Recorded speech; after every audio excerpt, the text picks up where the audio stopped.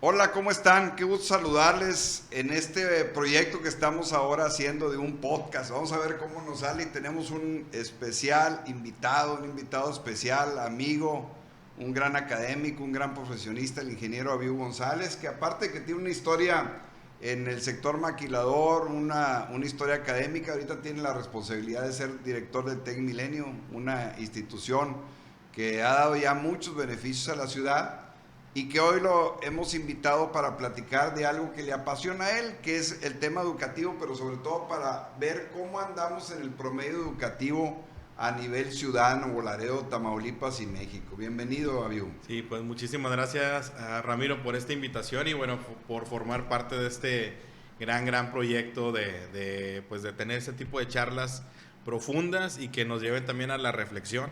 Y bueno, como bien comentabas, algo que me ha interesado en los años recientes es cuando observo en la INEGI el promedio de años acumulados de los mexicanos y que lo observo bastante preocupante, que es alrededor de los 10.2 años, que bueno, eso si hacemos la comparación en qué nivel educativo, pues prácticamente estamos hablando de prepa trunca, pero entre primero y segundo semestre. Entonces pues esto nos lleva a que hay una gran oportunidad para trabajar en este sentido, ¿no? Con la mano de gobierno, de la comunidad en general, de las familias y del sector educativo. Así es, cuando uno es papá, siempre el sueño que tiene para los hijos es que se gradúen de la universidad. Tú Así le preguntas a es. cualquier papá y dice, ¿cuál es tu sueño? Pues que mi hijo se gradúe. Pero uno ve en la estadística, bien en los datos del INEGI, que lo pueden checar www.inegi.gov.mx. Pueden verificar este dato que les acaba de compartir el ingeniero Abiu del promedio educativo. Vemos que lamentablemente con nuestros socios comerciales de Canadá y Estados Unidos tenemos una desventaja. Y si vamos a Europa y vamos a Asia, todavía estamos más rezagados. El promedio educativo anda en 9.5, 10, 11. Los estados que tienen mejor promedio educativo es Nuevo León, Jalisco, el Estado de México y Ciudad de México. Y luego Querétaro y así. Y nosotros aquí en Tamaulipas andamos en 9.2 años de promedio. Es decir, de secundaria, Sí. no de prepa. Pero el promedio debería de ser mínimo que tuviéramos toda la prepa terminada. Tú sabes una estadística que les voy a compartir, que también la da el INEGI. Cuando una persona termina la prepa, vive 5 años más en promedio. O sea, el promedio ahorita de vida es de 72 para los hombres y 76 para las mujeres. Después explicaremos en otro podcast por qué las mujeres viven más tiempo, que es otro gran tema.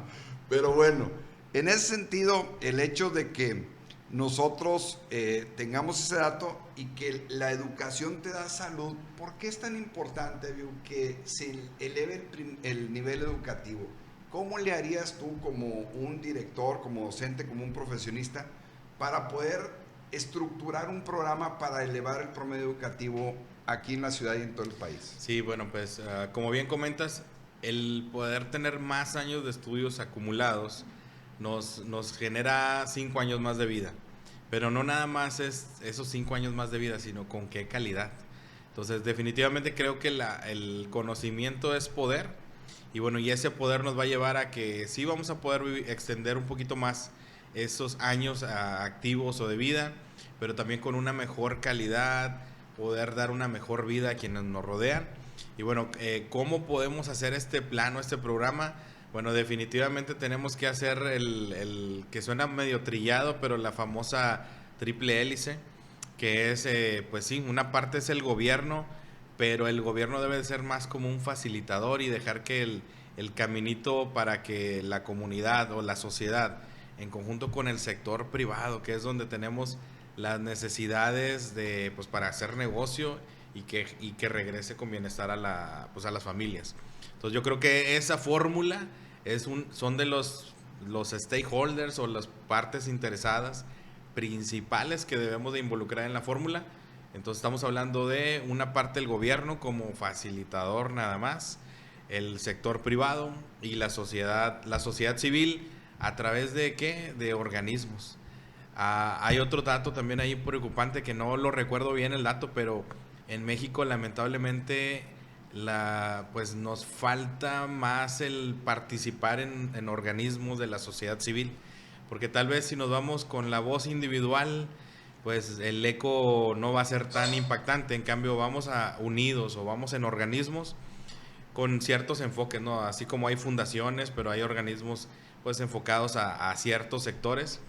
Creo que esa es otra parte importante que tenemos que trabajar, incluso desde la niñez o desde los jóvenes, que participen en ciertos grupos, como por ejemplo los grupos rotarios, entre otros, para empezar a formalizar y organizar pues a la comunidad, ¿no? Porque de otra manera, en lo individual, va a ser muy poco el eco.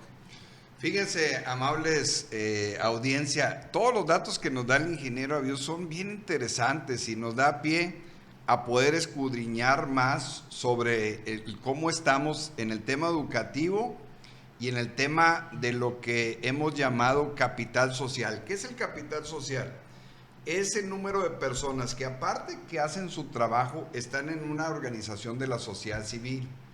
En estudios que hemos hecho, Abiud, nos hemos dado cuenta que de cada 10 tamaulipecos, de cada 10 mexicanos, solamente uno está en una sociedad civil, en un club rotario, en un Canacanacintra, en un Canaco, en un colegio de arquitectos, en un colegio de ingenieros. Y eso es algo que tenemos que incrementar, por lo que bien dices. La unión de sociedad civil y gobierno y estructuras educativas puede ayudar mucho al tema de la deserción. Pero fíjate, de cada 100 niños que entran a la primaria, prácticamente terminan 97 o 98. Ahí no está el problema. Así es. ¿Por qué crees que está en la secundaria? Y para irnos por segmentos, ¿cómo le haríamos específicamente en secundaria, donde ya empieza la deserción? ¿Cómo le haríamos para evitarla? ¿Qué se vive? Acuérdate, cuando tú estudias en la secundaria con tus amigos, tu propia experiencia. ¿Por qué salieron tus amigos que ahora los ves, a lo mejor te los encuentras en otra actividad? ¿Por qué desertaron o por qué desertan en secundaria más? Sí, fíjate que me hace recordar en aquellos años y bueno, yo en mi caso estuve prácticamente en escuelas públicas, en todas, en la mayoría. Y bueno, en la secundaria, estuve en una secundaria federal. Sí recuerdo mucho de situaciones de embarazos, bueno, y por lo mismo, pues tener que casarse, retirarse de la escuela. Pero también había otras situaciones, ¿no? De la falta de interés, motivación, tal vez por ausentismo de los padres en casa por tema de tener que trabajar. Entonces había una gran diversidad. Y había casos donde, oye, estaban con una muy buena familia, un hogar bastante cálido, pero a lo mejor con amistades tal vez que les llamaba la atención otro tipo de cosas, ¿no? Entonces, todos estos distractores en esa edad que es pues muy sensible, diría yo, es donde se tiene que trabajar y ahí es donde hablamos de lo del núcleo de esto de la familia, pero también esas otras actividades positivas como el deporte, como la cultura, que creo que es lo que puede ayudar a los jóvenes en esa edad. Estamos en esa edad, estamos donde queremos tener ese sentido de pertenencia, de filiación. Bueno, entonces, en vez de, recordando un poquito a los Jedi, ¿no? En vez de irnos por el lado oscuro, bueno, ¿cómo nos vamos por el lado de los Jedi o el lado positivo? A través de grupos estudiantiles, a través de grupos de arte, de cultura, de deporte. Creo que por ese lado es donde debemos también de empezar a trabajarlo, ya que de otra manera, pues, ven algún grupito pues digamos, dejémoslo en que no es un grupo positivo de jóvenes, y pues atrae a otros chavos, ¿no? Que quieren ese sentido de pertenencia. Entonces yo creo que también esa es otra parte básica, yo diría que más que importante, básica, de trabajar en esas edades, ¿no? Todo lo que es ese sentido de filiación y pertenencia, pero a través de la cultura y el deporte. Creo que es algo que hemos escuchado mucho y a veces en campañas de políticos lo escuchamos, pero bueno, eso yo creo que no nos debemos de cansar en seguir trabajando esa parte para rescatar a nuestros chavos y que no deserten y se nos vayan por un lado equivocado, que bueno, ahorita no nada más es lo presencial, sino también lo digital, que ahorita de repente los chavos se van con la ilusión de, quiero ser TikToker, quiero ser un influencer, y pues andan haciendo de repente ciertas barbaridades o retos para pues tratar de tener sus segundos o minutos de fama, pero eso puede impactarles pues de manera negativa, ¿no? En su desarrollo, en con quién se están relacionando. Entonces yo creo que esa parte nos puede ayudar, y cuando hablamos de deporte y cultura, sí en lo presencial, tal cual, pero también en esa otra parte, ¿no? Digital, que ahorita ya nuestros hijos ya son nativos digitales, entonces también cómo nos vamos preparando en esa otra vertiente. Es correcto. Fíjense, estamos hablando de la edad de los 13, 14 y 15 años, cuando estamos en secundaria.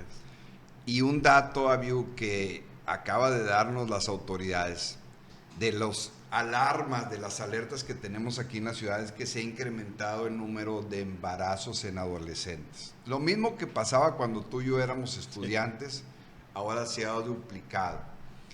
Y eso pues nos alerta para que hagamos programas de prevención, de orientación, atención a la salud, las actividades de deporte, el acompañamiento de la familia. Es un tema muy, muy importante que tenemos que atender en forma conjunta entre todas las organizaciones y el gobierno, porque es una bendición para una mujer ser mamá, y es bien importante cuidar al hijo, pero también es bien importante que continúe, si se embarazó a esa edad, pues que continúe y que termine su secundaria, su preparatoria. Correcto. Y su universidad, para que tenga lo que hemos estado buscando en las mujeres, independencia económica. Es bien importante, porque si no tiene independencia económica, tienen una situación de vulnerabilidad, tanto para apoyar a su pareja, a su hijo, y en lo personal. Entonces, esa es la parte que no debemos de perder, y como bien dices tú, toda una estrategia para cuidar en esa parte. Ya desertan de la secundaria un porcentaje, pero luego viene la prepa, y vuelven otra vez a desertar. ¿Por qué crees que sea la deserción en la prepa? Ahora te remonto a cuando estabas en la prepa. ¿En qué prepa estuviste? En la prepa, en el Cebetis 137. Aquí buenísimo. De Nuevo Laredo. En ese tiempo, ¿te acuerdas que todavía no estaba el 234? Es correcto. Sí. Nada más está el que está acá en la Concordia, el 137, y los que han sido muy buenas escuelas. Sí. Pero acuérdate, en ese Cebetis 137, ¿por qué desertaban tus compañeros? ¿Cuál era la razón? ¿La misma del embarazo o había otras razones? Pues era, incluso en la secundaria yo creo que es multifactorial, sí. Pero en la preparatoria pues se volvía a repetir, ¿no? De algunos embarazos, algunos de, oye, es que estoy agarrando algún trabajo de medio tiempo y con este dinerito que estoy agarrando como que ya consideran que en ese momento ya es suficiente, sin pensar en el futuro. Entonces dicen, no, pues ya para qué quiero la escuela, con esto es suficiente. Entonces ahí empiezan no sé si agarrarle sabor al dinero a algunos jóvenes, y dicen, no, pues ya mejor me voy por esta línea. Pero bueno, no se preparan para ese futuro, donde tal vez pues lo que están ganando ahorita como solteros les va a alcanzar, pero en un futuro ya con una familia se les va a complicar, ¿no? Entonces, pues ahí eran diferentes retos. Una también es el propósito de vida, aunque puede sonar medio romántico el tema o medio filosófico, pero sí el qué voy a hacer con mi vida, en qué soy muy bueno y cómo puedo explotar eso en lo que soy muy bueno. Entonces también esa parte de propósito, del qué o el para qué de las cosas, también es, bueno, como un barquito a la deriva, ¿no? Cualquier puerto es bueno. Entonces creo que también esa parte es fundamental en el caso de la preparatoria.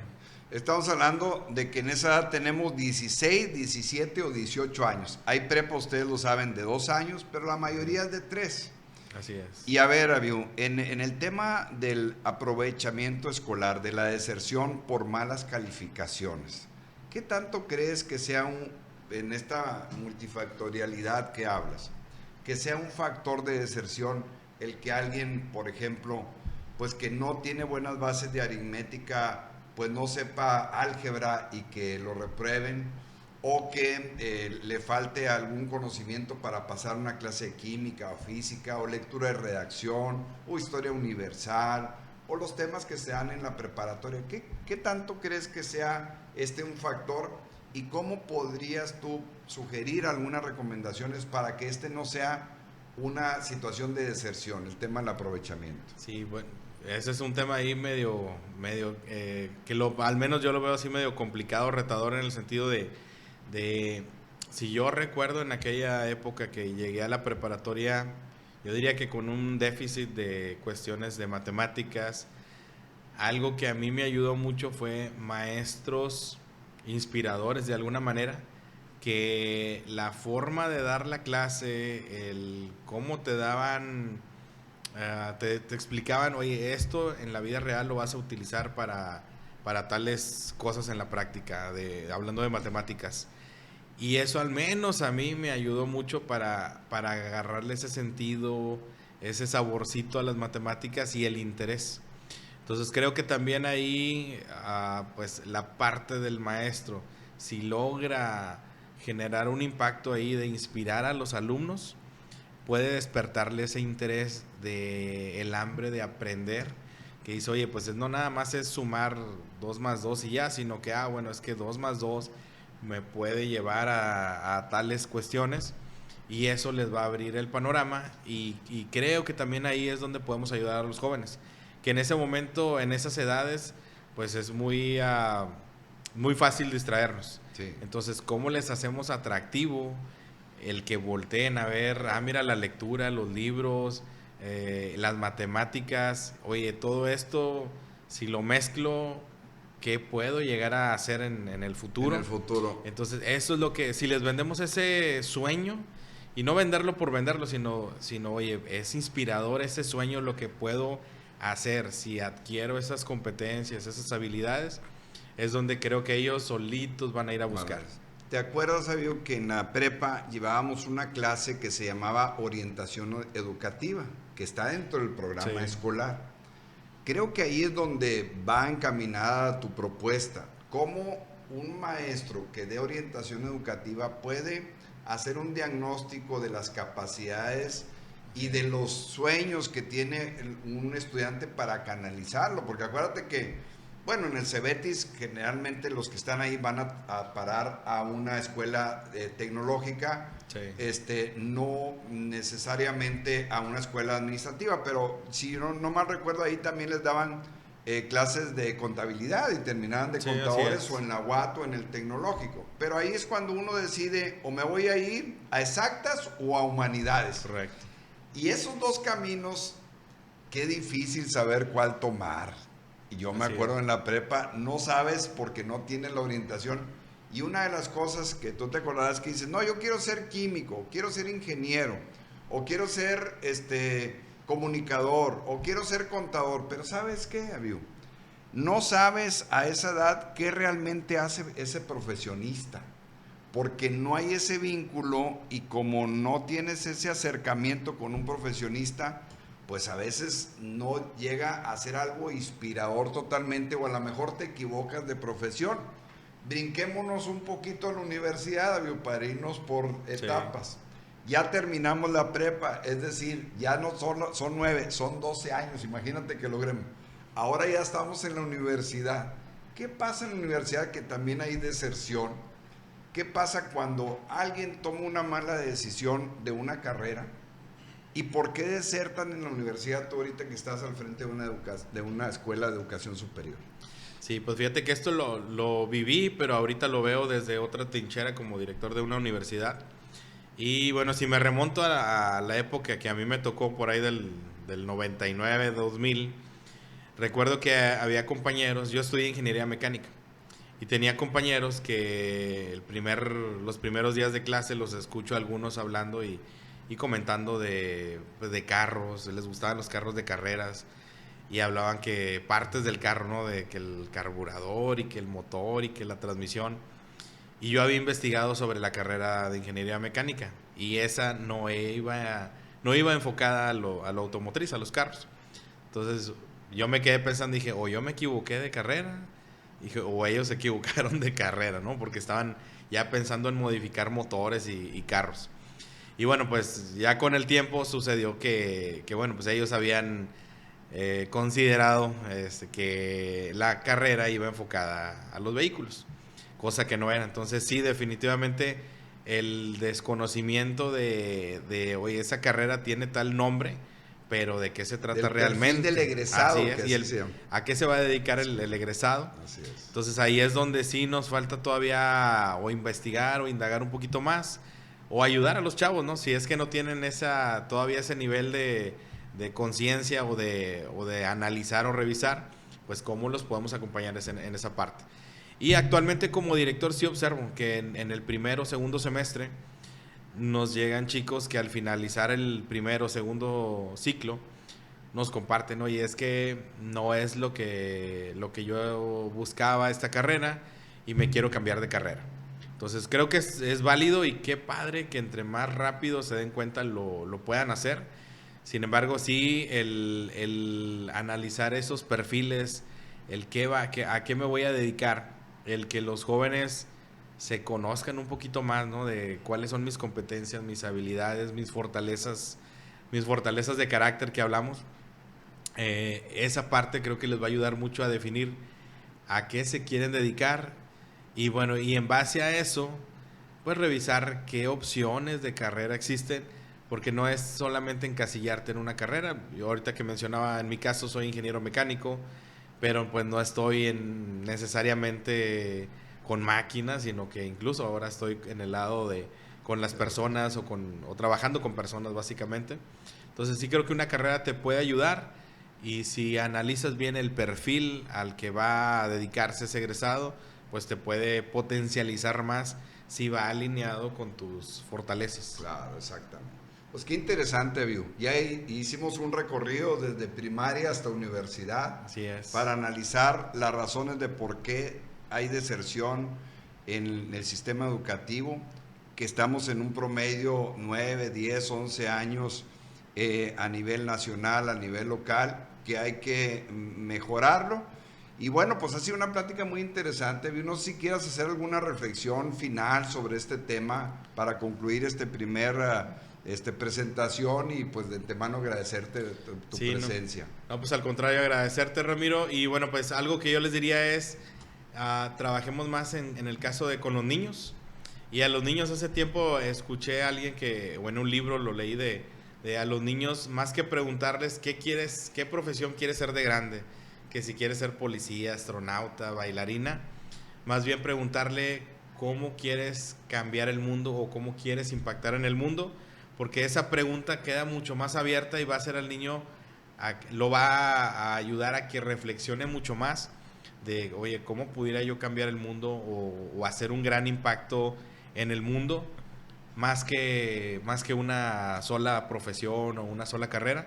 Entonces yo les diría eso, que con los niños preguntámosle eso, qué quisieras hacer en el mundo o cómo lo quieres cambiar. Para desarrollar su imaginación, que siempre es infinita en los niños y en los seres humanos.